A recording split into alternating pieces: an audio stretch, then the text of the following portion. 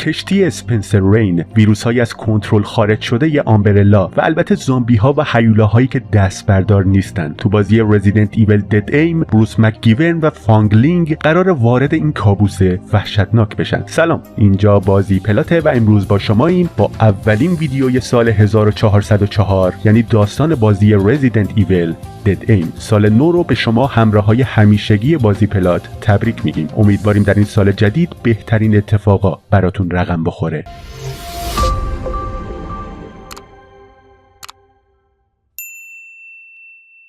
داستان بازی 4 سال بعد از وقایع رزیدنت ایول 1 اتفاق میفته، تو دنیایی که آمبرلا هنوز پابرجاست ولی دولت‌ها بهش مشکوکن. بروس مکگیورن و فانگلینگ شخصیت‌های اصلی بازی‌اند که مأمورای آمریکا و چینن. بیشتر وقتها بروس رو کنترل می‌کنین ولی گاهی هم کنترل فانگلینگ رو به دست می‌گیرین. گیم پلی بازی بیشتر اکشن سوم شخصه و موقع تیراندازی به اول شخص میره.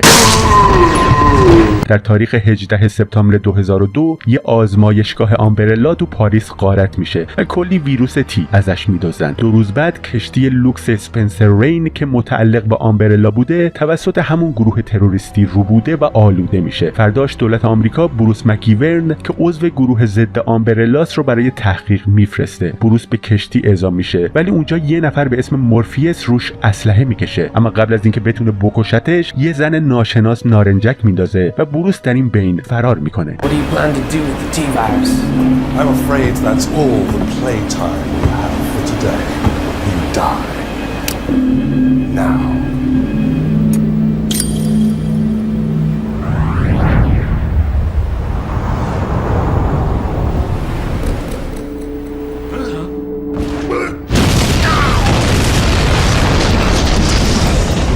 بروس میفهمه آمبرلا حدس زده تروریستی به نام مورفیس دووال، یک کارمند قدیمی بخش تحقیقاتشون، دنبال انتقام ازشون باشه. کشتی پر از زامبیه و بروس طی تماسی میفهمه مورفیس 5 میلیارد دلار از آمریکا میخواد و یه جورایی امنیت دنیا رو گروگان گرفته. وسط این تماس همون زن که یه جورایی نجاتش داده بود میاد سراغ بروس. بروس میفهمه اون زن از اداره امنیت چینه و بهش میگه هدفمون یکیه، ولی اون زن میگه ما همتیمی نیستیم و بروس رو پس میزنه. اون اسم بروس رو میدونه و بروس هم تعجب نمیکنه چون هر دو کشور تو این ماجرا باج خواهی شدن و درگیرن. بروس اسمش رو میپرسه.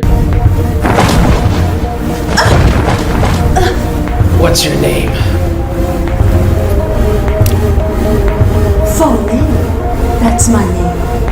بروس دنبال مورفیس میگرده و تو یکی از اتاقای موجود غول پیکر بهش حمله میکنه. فانگلینگ سر میرسه و کمکش میکنه. مورفیس یه مدل جدید هانتر رو آزاد میکنه که قرار بود آمبرلا معرفیش کنه ولی بروس و فانگلینگ موفق میشن نابودش کنن. مورفیس عصبانی میشه و یه ویروس عجیب به خودش تزریق میکنه که بدنشو برقدار میکنه. بروس اطلاعات تازه‌ای درباره سلاح‌های بیولوژیکی آمبرلا میخونه، مثلا یه تایرانت چابک با بازوهای شاخکی که هنوز ناقصه و قلبش از پشتش پیداست. این تایرنت پروتوتایپ ویروس جدید آمبرلا بوده که ترکیبی از قدرت ویروس تی و قدرت احیا کننده ویروس جیه. این ویروس به میزبانش هوش و قدرت الکتریکی میده. نسخه اولیش برق تولید نمیکرد ولی نسخه بعدیش یعنی TG092 جریان قوی و سپر نفوذناپذیر داره و فقط یه بدن میزبان مناسب میخواد تا درست عمل کنه. بروس یه دفعه نورهایی رو میبینه که خاموش و روشن میشن و یه موجود پشتش پیدا میشه. اسلحه روش اثر نمیکنه و بلافاصله بروس رو میگیره. بروس از حرفاش میفهمه که این BOW خود مورفیسه که حالا تایرنت شده و البته شکل زنونه داره. در واقع مورفیس اون بدن میزبان مناسبیه که دربارش صحبت کردیم. بروس مجبور میشه فرار کنه. تو راه به فانگلینگ برمیخوره و با کمکش از دست مورفیس فرار میکنه. بروس و فانگلینگ کم کم به هم نزدیک میشن و یخشون آب میشه ولی فانگلینگ بازم راهشو جدا میکنه و میره. بروس یه گزارش از آمبرلا پیدا میکنه که مورفیس رو مقصر فاجعه امارت اسپنسر و گسترش ویروس تی یعنی اتفاقات بازی رزیدنت ایول 1 میدونه و اخراجش کرده. نکته جالب اینجاست که مورفیس اینجا حق داره که از آمبرلا عصبانی باشه چرا که اون واقعا باعث گسترش ویروس تی نبوده. لیت جیمز مارکوس این کارو کرده. با این حال از اونجایی که فقط وسکار و برکین این قضیه رو میدونستن و در ادامه تمام شواهد و مدارک رو تو بازی رزیدنت ایول 0 از بین بردن، حتی آمبرلا هم از حقایق خبر نداشته. اما به هر حال اون یه بایو تروریسته. بروس به اتاق کنترل کشتی میره میرسه و میبینه کشتی داره به یه جزیره میرسه. با فانگلینگ به محل فرود هلیکوپتر میرن، ولی اونجا اون نسخه پروتوتایپ تایرنت بهشون حمله میکنه. بروس اونو دست به سرش میکنه تا فانگلینگ بره دنبال مورفیس و خودش در ادامه موفق میشه اون تایرنت رو نابود کنه. اون وقت زیادی نداره و کشتی در حال منفجر شدنه. بروس که میبینه اوضاع اینجوریه از کشتی میپره بیرون. اون به جزیره میرسه و میبینه این جزیره یه بندر متروکه آمبرلاست و در ادامه متوجه میشه اینجا محل دفع آزمایش‌های شکست خورده شرکت بوده. البته بعضیاشون هنوز زندن. معلوم میشه مورفیس قبلا مسئول اینجا بوده و این فاجعه رو عمدن رقم زده. در ادامه بروس با اپراتورش حرف میزنه و میفهمه مورفیس تهدید کرده موشک‌های حاوی ویروس تی به شهرهای بزرگ میزنه و نکته جالب اینجاست که چین تسلیم این تهدیدها شده. بروس نگران فانگلینگه، ولی آمریکا میگه با تروریستا معامله نمیکنه و اون باید مورفیس رو بکشه. فانگلینگ هم زنده است. اون خودش رو به سطح میرسونه. اینجاست که یه لیزر از آسمون روش نشونه میره و آماده است که بهش شلیک کنه، اما بروس از راه میرسه و نجاتش میده. اونا میفهمن که دولت در واقع یه چیپ ردیاب زیر تتوی فانگلینگ کار گذاشته و در تمام مدت ردیابیش میکرده. بروس میپرسه حالا میخوای چیکار کنی؟ فانگلینگ میگه مأموریتش رو ادامه میده چون به مورفیس اعتماد نداره و اون باید نابود بشه. بروس در ادامه یه سری BOW جدید میبینه که روی مجرم‌ها آزمایش و ساخته شدن. اون موفق میشه اونا رو از بین ببره. بروس بعدش موفق میشه موشکایی که قرار مورفیس شلیک کنه رو البته به همراه فانگلینگ پیدا کنه، ولی مورفیس آسانسور رو خراب میکنه و اینجاست که بروس فانگلینگ رو نجات میده، ولی خودش میفته پایین. فانگلینگ به سیلوی موشک میره و میبینه شمارش معکوس پرتاب موشک شروع شده، ولی مورفیس از راه میرسه و بیهوشش میکنه. بروس که از هوش رفته بود بیدار میشه و در ادامه یه تفنگ خاص پیدا میکنه که میتونه ویروسا رو نابود کنه. تو ژورنال مورفیس میخونه که اون میخواسته یه پادشاهی تو آفریقا راه بندازه و دنیا رو نابود کنه. فانگلینگ رو تو مانیتور میبینه و میره که نجاتش بده. اون با مورفیس روبرو میشه که مسخرش میکنه، ولی با تفنگ خاصش سپرش رو میشکنه و در یه نبرد سخت موفق میشه از پا درش بیاره. فانگلینگ سرزنشش میکنه که چرا موشکا رو ول کرده و اومده سراغ نجات اون، ولی بروس پشیمون نیست. 10 دقیقه تا پرتاب موشک باقی مونده. مورفیس هنوز زنده است و دوباره جهش پیدا میکنه. نهایتا بروس با نسخه نهایی تایرنت روبرو میشه و با خالی کردن یه گلوله تو سرش کارشو تموم میکنه.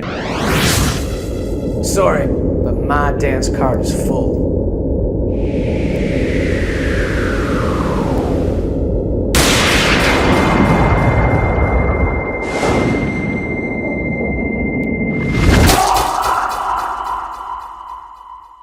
انفجار این موجود این مکان و موشک‌ها رو هم نابود میکنه.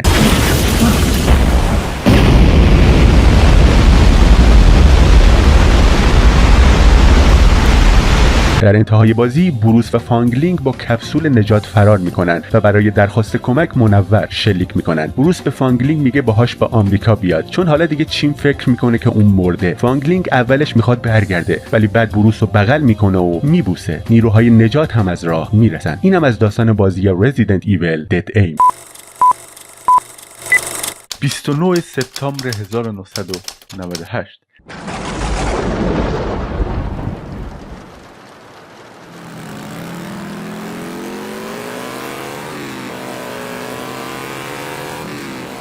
کلر وارد فروشگاه پمپ بنزین میشه و افراد مجروح زیادی رو میبینه و وقتی وارد اتاق پشتی پمپ بنزین میشه یه افسر پلیس که